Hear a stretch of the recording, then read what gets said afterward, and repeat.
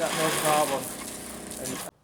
Hey everybody, Joe with Turf Tech Utah channel, and I've got Josh on camera, and I just wanted to talk a little bit about these sprayers.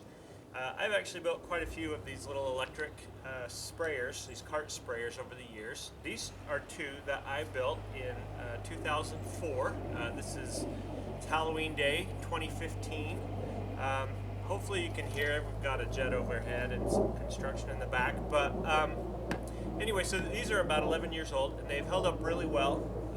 These tanks, actually, if you leave them out in the sunlight all the time, then you have to replace those about every 2 or 3 years. But other than that, they hold up really well.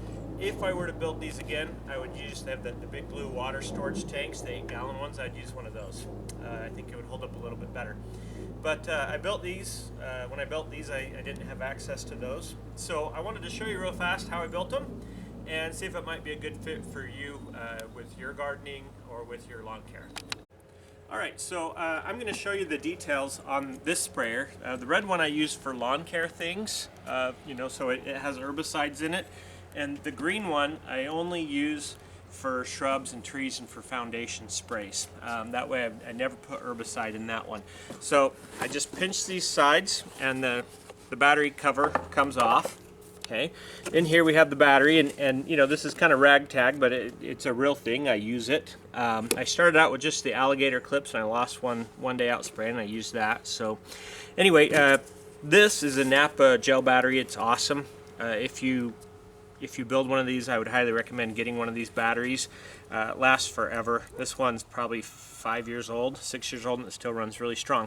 So what we have on the inside, Josh, I don't know if you can come around to this other side, but this is just a little pump. I get them at Cal Ranch. You can get them just about any agricultural store, and they cost $69. You can see that one's $69.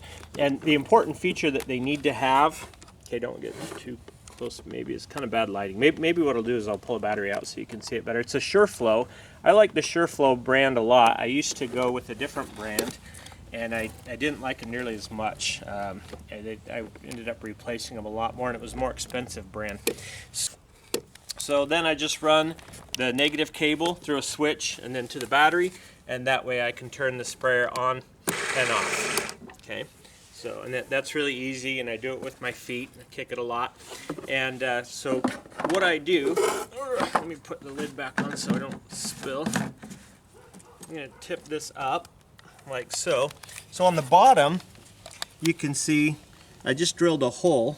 I had a step bit, and I drilled a hole, and then I used some shoe goose stuff, some adhesive, and that makes a nice seal. It doesn't leak. And then round out here, and this is just a little filter. I don't have one on the other sprayer, the Shrub sprayer. If you're only spraying herbicide or insecticide, I don't think you would need one. Sometimes I spray a granular product that's dissolvable. It doesn't actually dissolve. It just kind of floats in the water. And I found that having that strainer on really helps keep my nozzles clean and stuff with that. So it comes into the box on this side, and then comes out over here and comes up, and then what I have here is a pressure relief valve. Okay, if I'm out spraying and it's windy or breezy or whatever, and I don't want a lot of pressure at my nozzle end, I can just open this up a little bit and let some of that back pressure off, and it goes back into the tank. It also helps keep everything in solution. It just keeps mixing that. This whole setup ends up, the way I'm running it, it ends up costing about $250 in parts. This, like from here down, is about $100. But if you didn't need that nice of a wand, you could just get one of the pre-made ones for like $20. So what we're going to do, we're going to mix it up. I'm going to throw on some gloves and some eye protection, and we'll spray a little bit with these and show you how they work. Spraying. You can spray into these shrubs real nice, like that. Okay.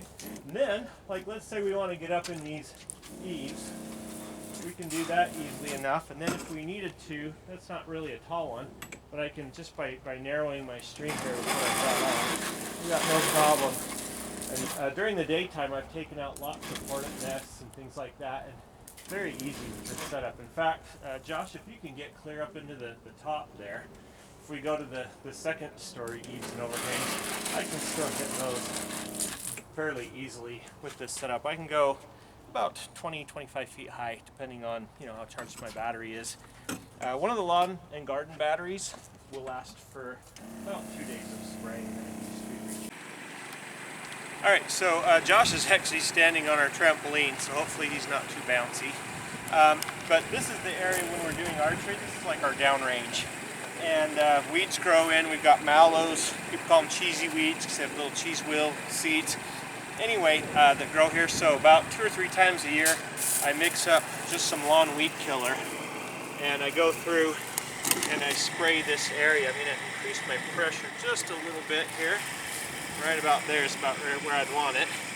And this setup will allow me to spray about, I can go up to about 2,000 square feet per gallon. That's if I'm mixed heavy and I'm going a little light. I actually prefer, right there, I actually prefer to be around about 3/4 of a gallon per 1,000 square feet. That's really easy. Right. This is just like no man's land.